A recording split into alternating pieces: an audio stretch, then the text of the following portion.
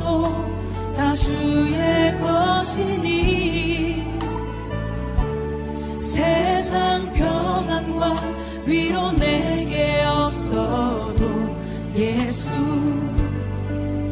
오직 예수뿐이네. 다윗의 삶은 고난과 고난의 연속이었습니다. 그가 일찍 하나님의 부르심을 받아서 이스라엘을 적으로부터 구원하고 왕과 모든 국민들에게 사랑과 총애를 받게 되었지만 이 일로 많은 고난을 받습니다. 사울 왕은 다윗에 대한 미움과 시기심이 그 속에 가득하게 되었습니다. 무려 10년을 쫓겨다니면서 핍박을 받습니다. 뿐만 아니라 아들 압살롬의 반란으로 인해서 신발을 신을 겨를도 없이 맨발로 거친 광야에 가서 숨어 지내게 됩니다. 압살롬의 반란을 평정하게 되자 또다시 베냐민 지파 사람 세바가 유다 사람을 선동해 가지고 또 반란을 일으킵니다. 뿐만 아니라 끊임없이 이스라엘을 침공해 오는 블레셋과 모압과 또 아람, 에돔 족속들 많은 대적들이 있어서 늘 전쟁터에서 살아야 했습니다. 평안하게 되었을 때 또 자신의 육신의 정욕을 따라 범죄함으로 간음함으로 인해서 하나님의 징계가 그와 그의 가정에 또 이어지는 것을 보게 됩니다. 그런 고난과 환난과 핍박 속에서도 그러나 항상 이기고 승리하는 법이 있었습니다. 그러한 환난 속에서 오히려 하나님이 기뻐하시는 사람이 되고 하나님이 인정하시는 사람이 되고 다윗은 마침내 예수 그리스도의 그러한 믿음의 조상이 되는 것을 보게 됩니다. 그런 고난 속에서 승리하며 살아갔던 비결이 무엇이었습니까? 하나님께 인정받고 하나님이 기뻐하시는 사람이 될 수 있었던 비결이 무엇입니까? 첫 번째로 오늘 9절 말씀에 너희 성도들아 누구를 경외하라? 여호와를 경외하라. 그를 경외하는 자에게는 고난 속에서도 환난 속에서도 질고 가운데서도 어떤 상황 속에서도 항상 하나님이 건져주시고 채워주시고 여호와는 나의 목자시니 내가 부족함이 없으리로다 고백한 것처럼 하나님의 은혜로 부족함이 없는 삶을 산 줄로 믿습니다. 경외한다고 하는 말이 무슨 말입니까? 하나님의 권위와 그 거룩함 앞에서 하나님을 공경하고 하나님을 두려워하며 높이는 마음을 가리켜서 공경한다고 말합니다. 무서워서 두려워서 떠는 마음이 아니라 하나님이 너무 크시기 때문에 너무 위대하시기 때문에 그 영광을 보고 하나님을 높이며 하나님을 사랑하여서 섬기는 그런 마음입니다. 제가 어제 새벽입니다. 새벽기도 바로 일어나기 전까지 긴 꿈을 꾸었어요. 꿈의 내용이 뭐냐면 어떤 목사님과 하나님을 경외하는 것이 무엇인가 서로 이야기를 하고 있었어요. 그러면서 제가 꿈속에 성경을 펴가지고 오늘 말씀을 찾았습니다. 너희 성도들아 여호와를 경외하라. 그런데 그 성경에 내가 펼쳤던 성경에 큰 글씨로 여호와를 경외하라. 그러면서 그 경외하는 것이 무엇인지 거기다가 성경에 주석이 달아져 있어요.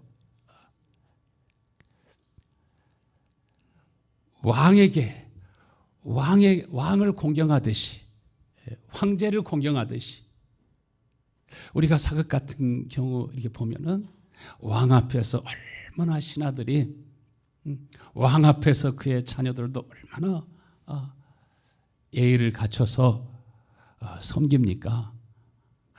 왕에게 인사를 할 때도, 직무를 끝내고 돌아갈 때도 그냥 바로 뒤돌아서서 가지 않고 그냥 뒷걸음질 쳐가면서 아주 공경하는 마음을, 두려워하는 마음을, 크게 여기는 마음을, 그의 언어뿐만 아니라 자세뿐만 아니라 모든 행동도 함께 그렇게 나는 왕을 이렇게 존중하고 왕을 공경하고 왕을 사랑합니다 하는 뜻을 이렇게 모든 언어와 행동으로 보이는 것을 보게 됩니다. 그래서 큰 글씨로 황제 앞에서, 왕 앞에서 행하는 마음으로 그러한 주석이 되어 있어요. 크고 선명한 글씨로 쓰여 있어서 제가 왜 이렇게 번역이 다르지? 하다가 깨어가지고서 새벽 기도에 왔거든요. 하나님을 경외한다고 하는 것은 하나님 앞에 선 인간의 마음의 상태를 가리켜 말합니다. 여러분, 하나님이 여러분에게 얼마나 크고 위대하신 분이십니까? 마음에 하나님이 없는 사람은 절대로 하나님 앞에 예배하지 않습니다. 하나님의 이름에 대해서도 자기 기분대로, 감정대로 표현하고 말합니다. 하나님을 두려워하는 마음이 없습니다. 하나님을 크게 여기는 마음도 없습니다. 그런데 문제는 오늘날 성도들의 마음에, 신자들의 마음에 입술로는 하나님을 경외한다고 말하지만 하나님 앞에 예배할 때도 예배하는 자세도 너무 가볍고 또 자유분방하다고 하는 데 있습니다. 요한계시록 19장 11절에 보면은 사도 요한은 하늘이 열려 있는 것을 보게 됩니다. 거기에서 누구를 보게 되었습니까? 백마를 타신 예수님의 모습을 보게 되었는데 그 이름은 뭐라고 했습니까? 충신과 진실이라. 그가 공의로 심판하며 싸우더라. 예수 그리스도의 이름은 충신과 진실이라. 이름 하면 바로 그 사람을 가리켜 말합니다. 보통 우리가 이름을 그 사람의 단순한 호칭으로 생각하기 쉽지만은 여기에서 그리스도의 이름은 충신과 진실이라. 이 말은 예수님의 마음에서는 하나님 아버지를 향한 충성스러운 마음, 아버지 하나님을 진실이 대하고 사랑하는 마음.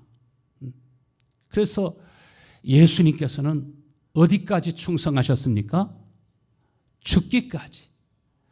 하나님의 모든 말씀에 순종하고 복종할 뿐만 아니라 죽기까지 순종하고 죽기까지 복종하셨으니 그 십자가에 못 박혀 죽으셨다. 이렇게 성경은 표현하고 있습니다. 우리가 예수를 믿는다고 하는 것은, 예수의 이름이 내 속에 있다고 하는 것은 다른 말로 표현하면 나도 예수님처럼 변함없이 순종하고 끝까지 충성하는 마음, 복종하는 마음, 진실한 마음, 변함없는 마음이 여러분의 마음에 있으십니까? 이 마음이 여러분 속에 흘러나올 수 있게 되기를 축원합니다. 그것이 예수의 생명이 내 속에 있다는 것입니다. 예수님이 이 땅에 사시면서도 언제나 하나님 앞에서 사셨던 것처럼 하나님이 주가 되시기 때문에, 하나님이 통치자가 되시기 때문에 그는 자신을 가장 낮추어서 종의 형체까지 낮추어서 하나님 앞에 서 있기 때문에 그가 그렇게 힘들고 어려울 때도 자신의 기분이나 감정대로 말하거나 행동하지 않습니다. 언제나 하나님 앞에서 지극히 작은 자로서 살아가게 되시는 것을 보게 됩니다. 우리는 세상을 살아가면서도 잘 알지 못하는 것이 훨씬 많습니다. 여러분 세상에 대해서, 여러분 자신에 대해서, 모든 것에 대해서 많이 알고 계십니까? 시간이 지나가서 보면은 내가 아는 것이 너무 부족하고 너무 작다고 하는 것을 사람들은 다 느끼게 됩니다. 그러나 사람들이 잘 알지 못하면서도, 보지 못하면서도 자기 기본 상식과 자신의 생각을 가지고 경거망동하게 행동하고 말하고 할 때가 얼마나 많은지 모릅니다.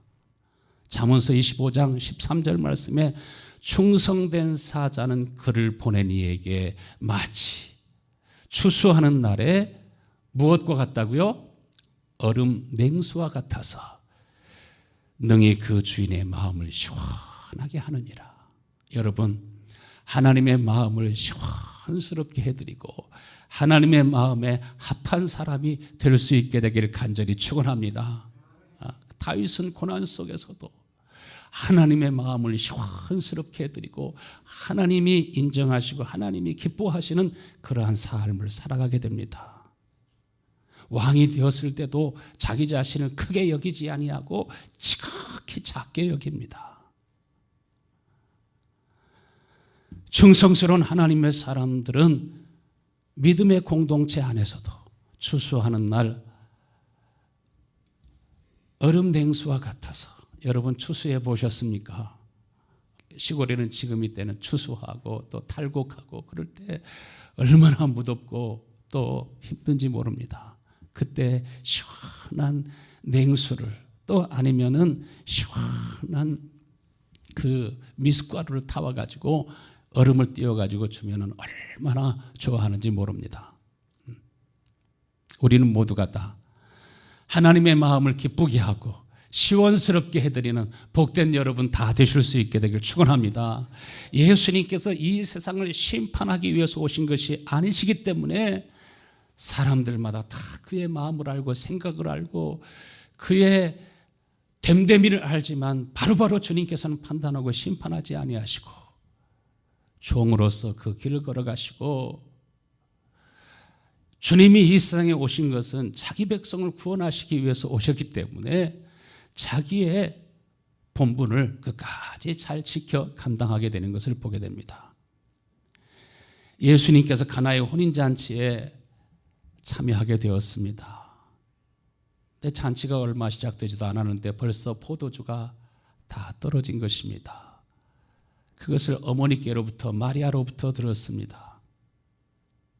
예수님은 아직 자신의 때가 되지 못했지만, 그러나 예수님께서 어머니의 말씀을 마음에 둡니다. 그러면서 하인에게 뭐라고 말합니까? 빈 항아리에다가 물을 가득 채우라고 말합니다. 아니, 지금 왜 이렇게 바쁜데, 왜 물이 부족한 것이 아니라 포도주가 부족한데 하인은 말하기를 우리가 물이 부족한 것이 아니라 포도주가 부족합니다. 그런데 왜 우리에게 물을 채우라고 합니까? 지금 잔치하고 있습니다. 바쁩니다. 할 일이 많습니다. 왜 우리한테 물을 채우라고 하는 겁니까? 따지고 한마디씩 할 수 있는데 그 하인들은요, 항아리 6개에다 물을 가득 채웠습니다. 그런데 채우자마자 또 그 물을 떠다 주래요. 포도주가 떨어졌으니까 포도주 가져오라는 거지 물 가져오라는 얘기가 아니지 않습니까? 하고 따져 말할 수 있는데, 이 하인들은 어떻게 했어요? 순종합니다. 순종했더니 어떻게 했어요? 기쁨이 충만해진 것을 보게 됩니다. 순종하여 갔을 때 벌써 그 사이에 물이 포도주가 되어가지고, 보통 처음 나온 술이 포도주가 좋은 것이고 시간이 지나면 점점 저렴한 것을, 싸구려를 가지고 오는데 주님이 떠다 주라고 해서 떠다 주었더니 아주 극상품 포도주가 된 것을 보게 됩니다. 저는 진짜 맛있는 포도주가 어떤 포도주인지 100년이 지나면, 200년이 지나면 어떤 맛인지 아직 전혀 느끼지를 못합니다. 그러나 제가 확신하기는 주님이 가져다 주라고 했을 때 포도주는 극상품 포도주가 된 줄로 믿습니다. 이 하인들은 예수님에게 어떤 마음이었습니까? 섬기는 마음이었습니다. 공경하는 마음이었습니다. 높이는 마음이었습니다. 여러분, 가정에서도 남편이라고 부모라고 해서 늘 스스로를 높이는 마음이 아니라 갈수록 작아지는 마음을 가지고 살아가실 수 있게 되기를 축원합니다. 그것이 예수 그리스도의 마음입니다. 공동체 안에서도 교회에서도 직장에서도 언제든지 자신을 크게 여기지 마시고 하나님 앞에서 항상 살아가실 수 있게 되기를 축원합니다. 다 하나님 앞에서 하나님을 공경하고 하나님을 두려워하는 마음을 가지면 여러분 자신의 마음을 낮추어서 하나님을 공경하고 하나님을 경외하는 마음을 가지면 하나님이 여러분에게 은혜를 주시는 것을 믿으시길 바랍니다. 하나님은 변함없이 자기를 사랑하는 사람들에게 상 주시는 이시라고 말씀하셨습니다. 그래서 히브리서 11장 6절 말씀에 믿음이 없이는 하나님을 기쁘시게 하지 못하나니 하나님께 나아가는 자는 반드시 그가 계신 것과 또한 그가 자기를 찾는 자들에게 상 주시는 이심을 믿어야 할지니라. 누가 하나님을 기쁘시게 할 수 있다고요? 반드시 믿음이 있어야 하나님을 기쁘시게 할 수 있습니다. 믿음이 무엇입니까? 하나님의 말씀을 절대적으로 신뢰하고 그 말씀에 순종하는 마음입니다. 하나님 앞에서 작아진 마음입니다. 무엇인가 여러분의 생각과 다르고 뜻이 다를 때 말하기보다는 하나님 앞에 기도하면서 작아지실 수 있게 되기를 축원합니다. 하나님의 권위 앞에서, 하나님의 거룩함 앞에서, 하나님의 말씀 앞에서, 선포되는 말씀 앞에서도 늘 하나님을 공경하고 두려워하는 마음을 갖는 사람에게 하나님이 은혜를 주십니다. 하나님께 나아가는 사람들은 반드시 무엇을 믿어야 됩니까? 그가 계신 것을 믿고 그가 자기를 간절히 구하고 찾는 자들에게 상 주시는 이심을 믿어야 할지니라. 이것이 믿음이라는 것입니다. 왜 하나님께 나아가는 사람들은 그가 계신 것을 믿어야 합니까? 그가 우리 가운데 역사하시는 것을 믿어야 됩니까? 하나님이 여러분을 위해서도 일하시지만 이 나라를 위해서도 일하시고 계신 것을 믿으시길 바랍니다. 하나님은 절대 주권자이십니다. 온 세계 가운데에서도 오늘도 일하시는 것을 믿으시기를 바랍니다.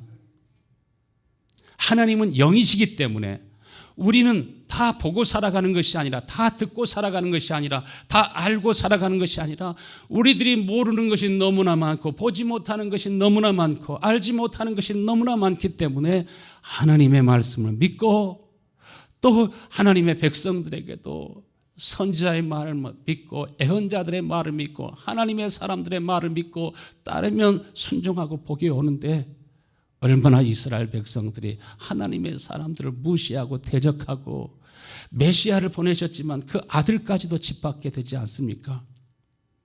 여러분, 하나님은 자기를 간절히 구하고 찾는 자들에게 상 주시는 이심을 믿으실 수 있게 되길 바랍니다. 저는 제 손을 얹어가지고서 자꾸 기도해요. 하나님, 내가 알지 못하는 것이 많습니다. 보지 못하는 것이 많습니다. 이 시간에도 성령으로 인을 쳐주세요. 성령으로 기름 부어주세요. 신령한 것을 보게 하시고 하나님의 마음을 알게 하시고 하나님의 뜻을 알게 하시고, 그래서 뭔가 또 하나님께서 힌트를 주시면 그 부분을 가지고 열심히 공부하고 찾아가면 사방에 많은 것을 알게 됩니다.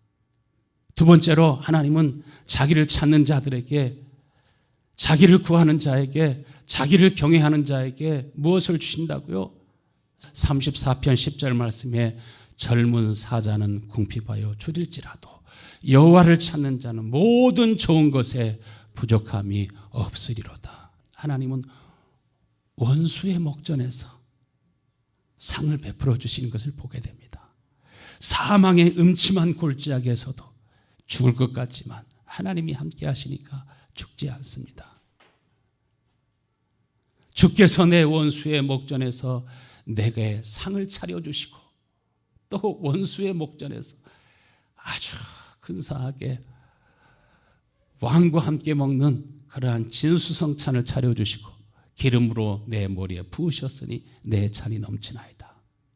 그래서 다윗은 사랑하는 모든 아들, 딸들을 다 불러 모아놓고 또 신하들을 다 불러 모아놓고 하나님의 백성들을 불러서 오늘 여러분에게도 무엇을 가르쳐 주기를 원합니까?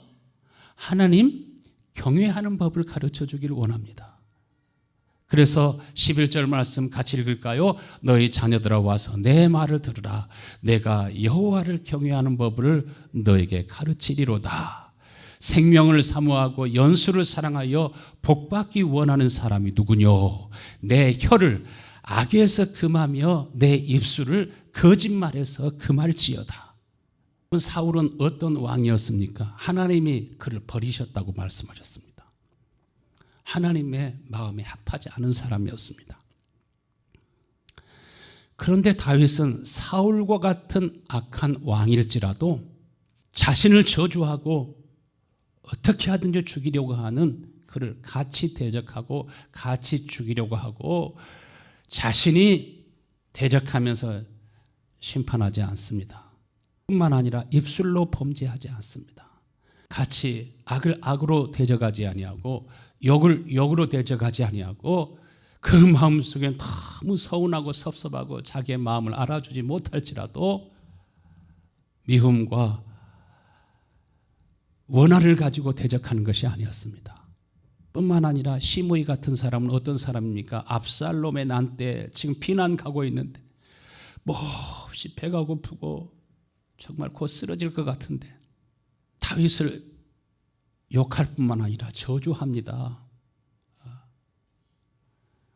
아무리 지금 도망가고 있다 할지라도 다윗 왕에게는 신하가 있고 다윗은 용맹하기 때문에 그 시므이 하나 정도는 능히 즉결 심판을 할 수 있습니다. 그런데도 그렇게 하지 않습니다. 압살롬의 반란을 진압하고 이제 다시 예루살렘으로 돌아가게 될 때 시므이가 또 왕 앞에 와가지고 엎드려가지고 절하면서 이렇게 말합니다. 사무엘하 19장 19절에 보면은 왕께 이르되 내 주여 원하건대 내게 죄를 돌리지 마옵소서. 입술로만 주여 주여 하지 왕을 존중하는 사람이 아닙니다. 그 마음을 다윗이 다 압니다. 내 주여 원하건대 내게 죄를 돌리지 마옵소서. 내 주 왕께서 예루살렘에 나오시던 날에 종의 패역한 일을 기억하지 마소서. 지금 자기 목숨 부지하고 싶어서 살고 싶어서 하는 소리지 내 주 왕께서 하면서 무슨 자기 왕입니까? 무슨 자기 주입니까? 그렇게 저주하고 욕하는 사람인데 시므이는 기회주의자입니다. 그럼에도 불구하고 왕은 이 시므이를 저주하지 않고 심판하지 않습니다.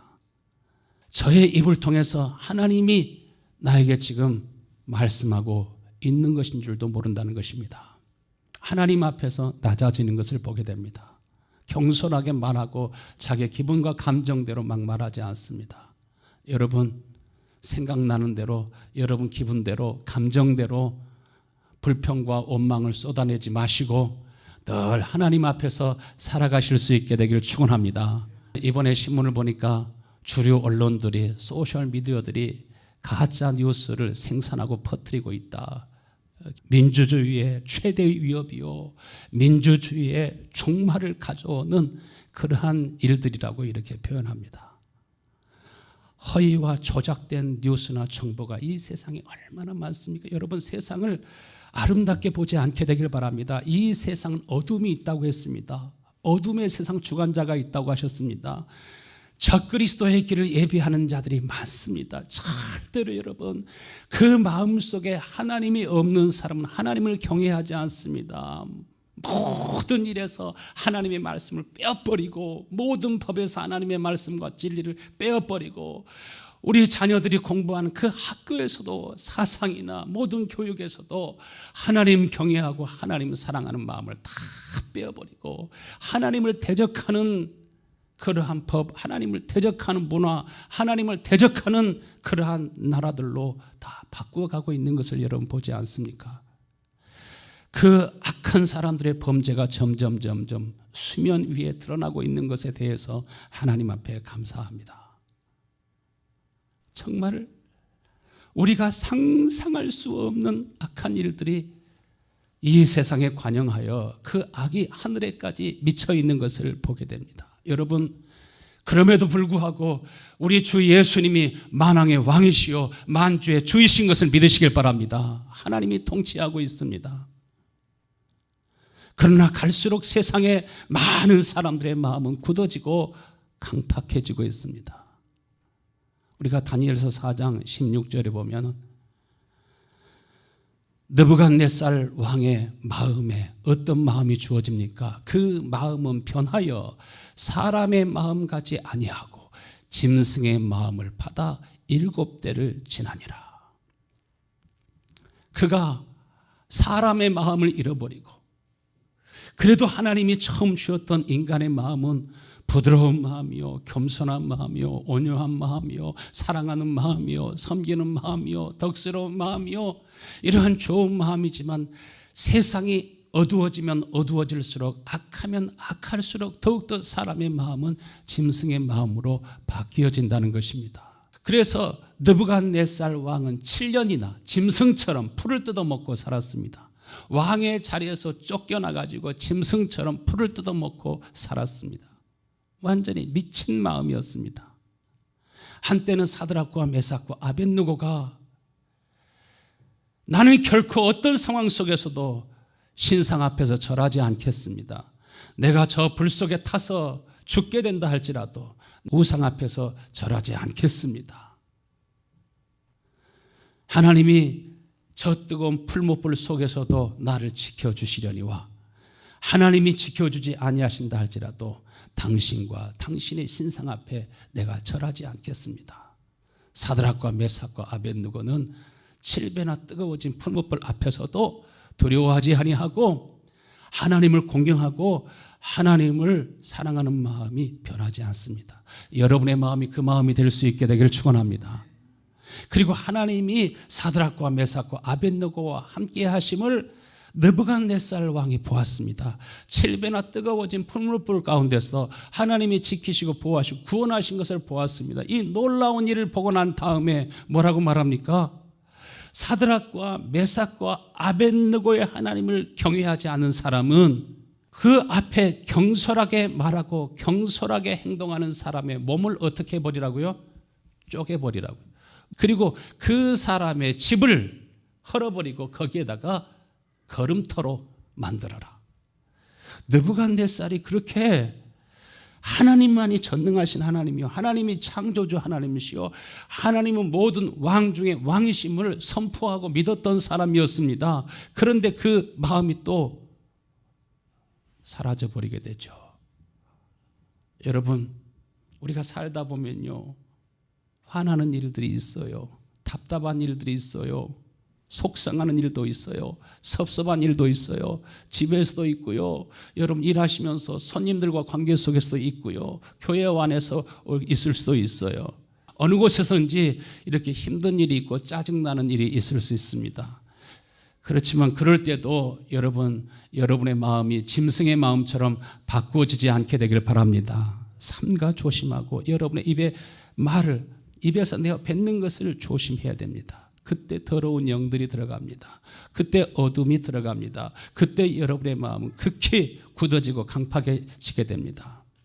절대로 우리 인간의 마음에서는, 스스로의 그 마음에서는 선한 것이 나오지 않습니다. 여러분이 결심하고 다짐했다 할지라도 한 번 굳어진 것은, 한 번 강팍해진 것은 스스로의 힘으로 변하지 않고 바꾸어지지 않습니다.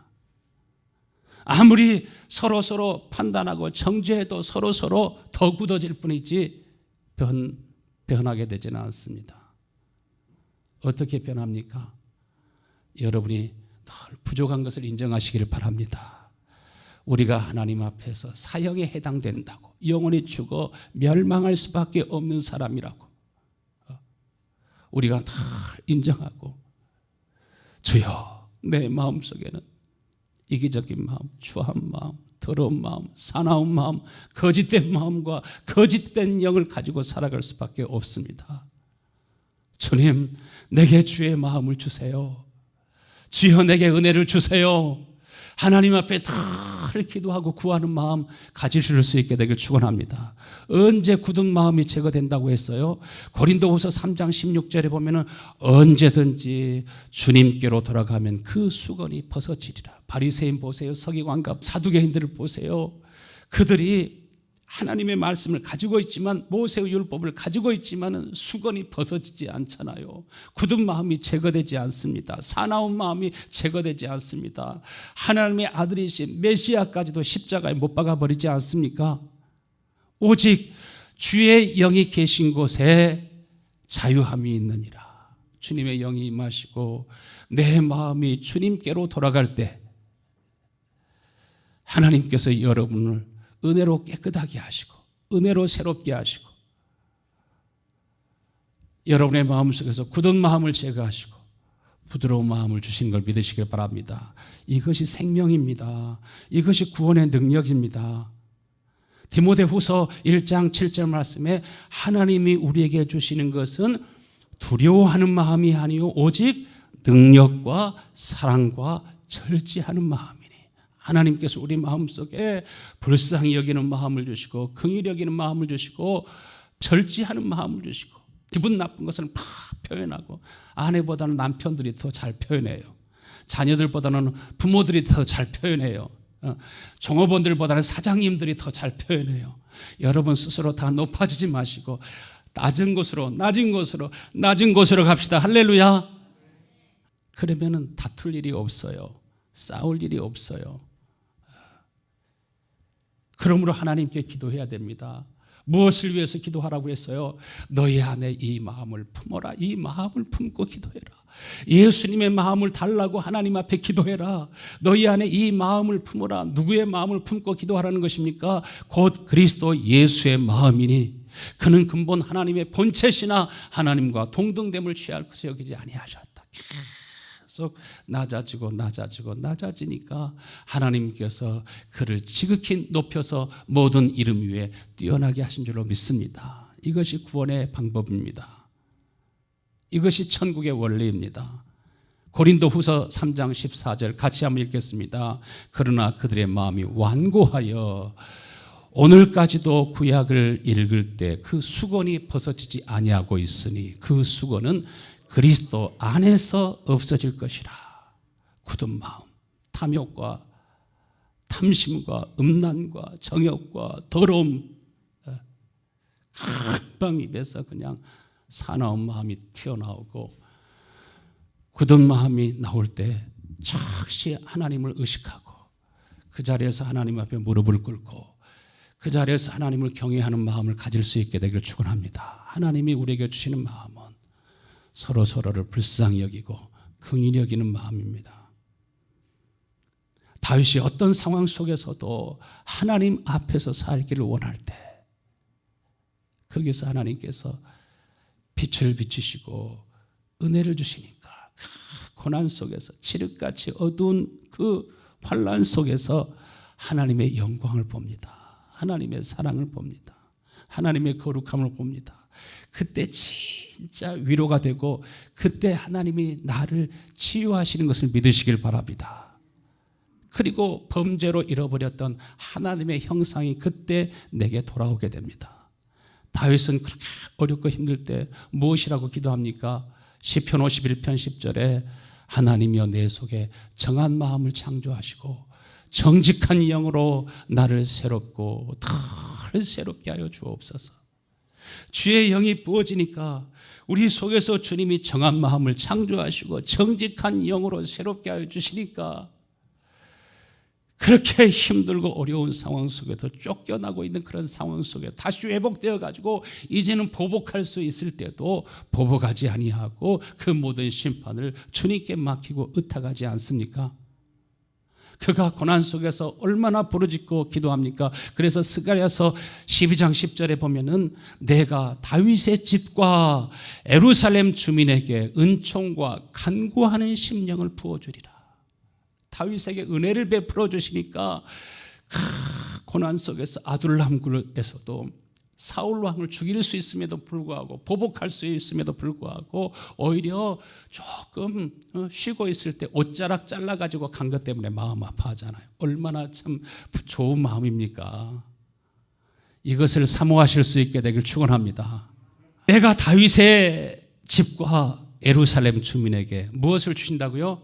은총과 간구하는 심령을 부어주리니 그들이 찌른 바 그를 바라보고 그를 위하여 애통하기를, 독자를 위하여 애곡하며, 아들이 하나밖에 없는데 딸이 하나밖에 없는데 그 독자를 잃어버렸을 때, 아들이 여럿이라 할지라도 장자를 잃어버렸을 때 그 아버지와 어머니의 마음이 얼마나 슬프겠습니까? 위로해도 위로받기를 거절한다고 말하지 않습니까?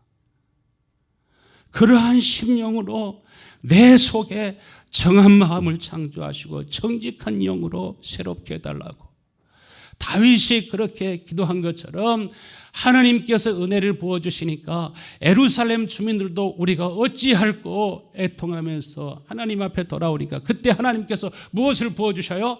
하나님이 성령을 부어주셨습니다. 정한 마음을 창조하시고 정직한 영으로 새롭게 해주시니까 저희들이 완전히 변해서 진짜로 하나님을 경외하고 하나님을 예배하며 주님이 무슨 말씀을 하시든지 순종하며 하나님의 복음을 들고 예루살렘과 유대와 사마리아와 땅 끝까지 다 순교의 제물이 될 때까지 하나님을 경외하고 충성하면서 충성과 진실이 그들의 마음속에 있는 것을 보게 됩니다.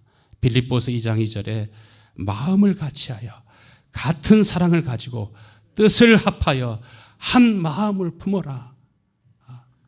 우리가 서로 이제는 마음을 같이 합시다 해가지고 같아지는 거 아니에요. 우리가 이제는 싸우지 맙시다 해가지고 싸움 안 하게 되는 거 아니에요. 여러분, 절대로 누구든지 하나님이 마음을 고쳐주지 아니하시면 70이 되고 80이 되어도 그 사나운 마음이 없어지지 않습니다. 여러분, 지금 정신을 차리고 우리 성도 여러분, 주님과 같은 마음을 주셔야 같은 마음이 되는 겁니다. 주님이 우리에게 은혜로 이것을 약속하시지 않았습니까? 이것을 언약하지 않았습니까? 주님께서 새 마음을 주시고 새 영을 주시니까 주님과 같은 마음을 갖게 되니까 비로소 우리가 하나님을 경외하게 되는 거예요. 입술로만 주여 주여 하는 것이 아니라 하나님을 예배하고 난 다음에 금방 싸우고 금방 화내고 이런 일들을 우리가 얼마나 많이 봅니까? 얼마나 많이 보고 살아왔습니까? 저 많이 보고 살아왔습니다. 그래서 저는 끊임없이 왜 그럴까? 왜 성도들이 변화되지 않을까? 목회자 자신이 왜 우리 자신들도 변화되지 않은 것일까? 하나님의 말씀을 다시 보고 다시 보고 다시 읽고 다시 읽고 하나님 앞에 더 나아가서 기도하고 기도할 때 하나님께서 우리에게 열린 마음을 주시고 복음과 진리가 무엇인지를 바로 보게 하시고 알게 하시고 깨닫게 해주신 것입니다. 하나님께서 자신과 같은 영을, 예수님과 같은 영을 부어주시니까 우리가 주님과 자연히 하나가 되게 되고 주님을 공경하게 되고 주님을 사랑하게 되고 끝까지 순종하게 되고 그야말로 한 몸이 되게 되고 한 공동체가 되게 되는 것을 보게 됩니다. 영이 같지 않으면 절대로 가족도 한 마음과 한 뜻이 되지 않습니다. 주의 영이 부어질 때 우리는 그때 무엇을 봅니까? 그때 하나님의 영광을 봅니다. 그때 하나님의 존귀를 봅니다. 그때 하나님의 위대하심을 봅니다. 주님의 높고 위대하심을 가슴이 터지도록 찬송하면서도 위대함을 보지 못하고 찬송할 수 있습니다. 그냥 조금만 느끼고 그냥 찬송하지.